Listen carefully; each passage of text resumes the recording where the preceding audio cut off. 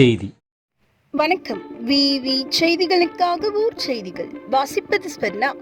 ராணிப்பேட்டை மாவட்டம் சோளிங்கர் ஒன்றியம் போலிப்பாக்கம் ஊராட்சியில் கிராம சபா கூட்டம் ஊராட்சி மன்ற தலைவர் கார்த்தி தலைமையில் நடைபெற்றது. இதில் மாவட்ட ஆட்சித்தலைவர் ஜெய் சந்திரகலா அவர்கள் கலந்து கொண்டார்.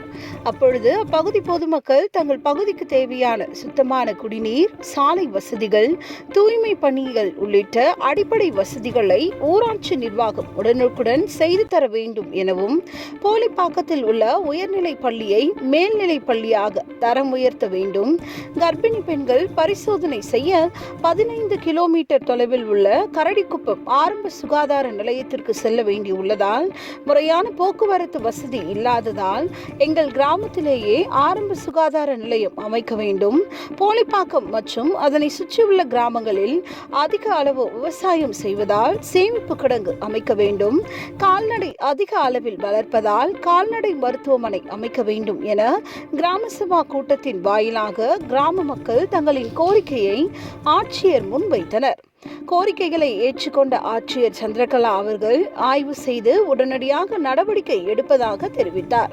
கூட்டத்தில் சோளிங்கர் சட்டமன்ற உறுப்பினர் AM முனிரத்னம், ஒன்றிய குழு தலைவர் கலைக்குமார், வட்டாட்சியர் செல்வி, பெற்றோர் ஆசிரியர் கழக தலைவர் செல்வம் உள்ளிட்ட பலர் உடனிருந்தனர்.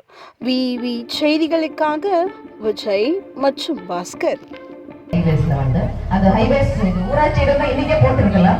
ஹைவேஸ் இருக்கிறதுனால அவருக்கு நான் சொல்லிட்டு வந்து இமீடியட்டா போட சொல்லிடுறேன். ஒரு 300 மீட்டர்ஸ் இருக்கு, சின்ன எக்ஸ்டெண்ட் தான், அதை வந்து போட்டு நம்ம இமீடியட்டா போட்டு கொடுத்தேன்.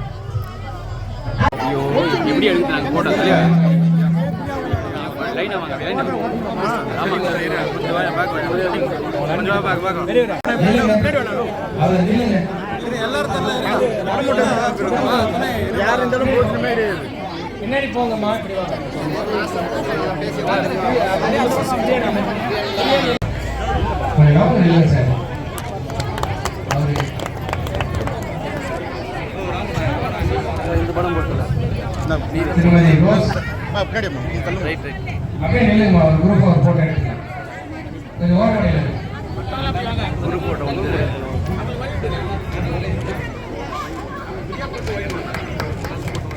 எல்லாருக்கும் போடலாம்.